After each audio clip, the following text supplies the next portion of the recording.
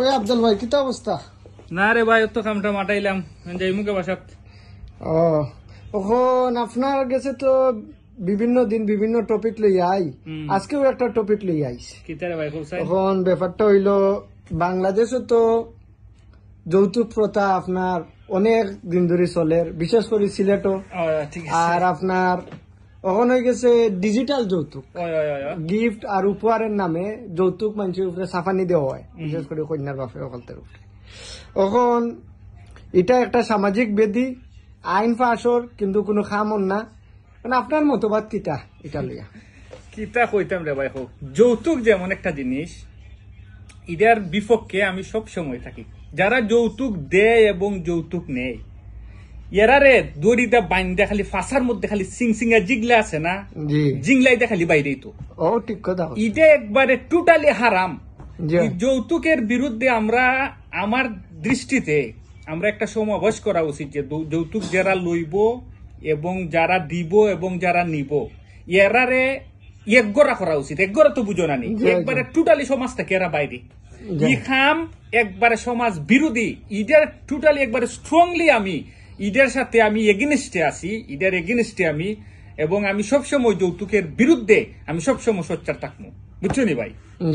ওইলে কি অবস্থা আছে? তো আপনার তো বিয়ার বয়স হয়েছে, সামনে বিয়া শাদী করবা ইনশাল্লাহ করতাম। জি, এখন আপনি তো আর যৌতুক নিবাই নি? তুমি কৌরে ভাই, আমি যৌতুক নিব? তোমার অত্যান কিতা কইলাম, যৌতুকের বিপক্ষে আমি সর্বদা। যারা যৌতুক দিব এবং যৌতুক নিব, এরা কইলাম না খালি সিং সিং আর জিগলাই খালি ফাঁসার মধ্যে খালি বাইরে নি।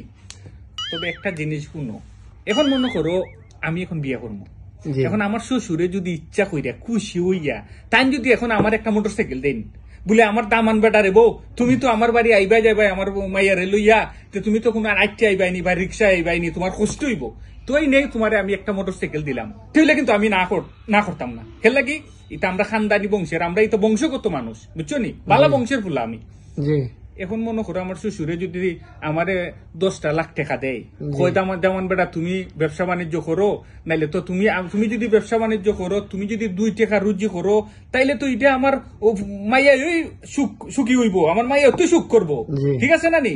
বালা বালা কাপড় চুপড় কিনা দিতাম পারবো, আমি তো না করতাম না, বুঝছো না নি? কিন্তু আমি যে ইচ্ছা কইরা যে আমি আমার শ্বশুরে কইমু বলে 1 টাকা দেও, এই ধরনের মানুষ কিন্তু ইটা আমি না, বুঝছো না নি?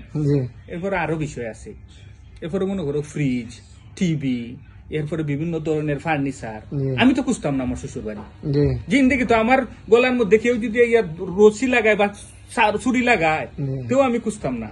কিন্তু তারা যদি ইচ্ছা হইয়া খুশি হইয়া দেয় রে ভাই, তো আমি ফেরত দিতাম না। খেল লাগে আমি আমার শ্বশুর রে বেজ্জতি হইতে দিতাম না, কিংবা আমি আমার শ্বশুর রে ছুটু করবার লাগে দিতাম না, বুঝছো নি?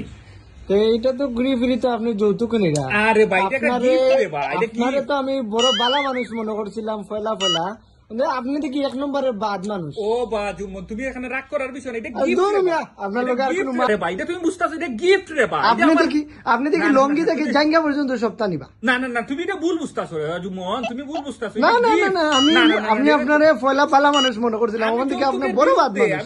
না, আপনার লোক কোনো মাথা নাই, শ্বশুরের মনে আমি কষ্ট দিতাম না রে ভাই। না না, আপনি মানুষ পালা নাই, যাও যাই না রে ভাই, যাও।